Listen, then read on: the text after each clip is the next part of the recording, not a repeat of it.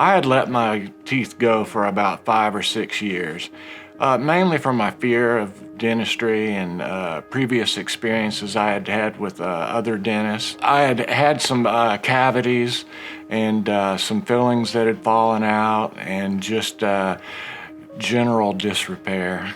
It had hurt me both personally and professionally, I believe. I had been in sales for most of my life, and most people look at your teeth, that's the first thing they see.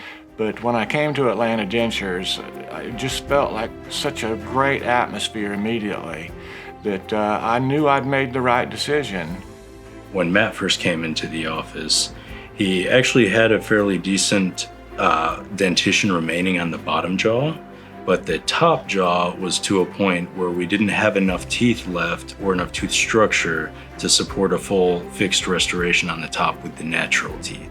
And we had to extract those remaining teeth and place dental implants. Matt's recovery has been fantastic. He's had about 2 to 3 months. Everything healed, no complaints. He's also begun to make much more eye contact with me when he speaks to me. He just seems happier.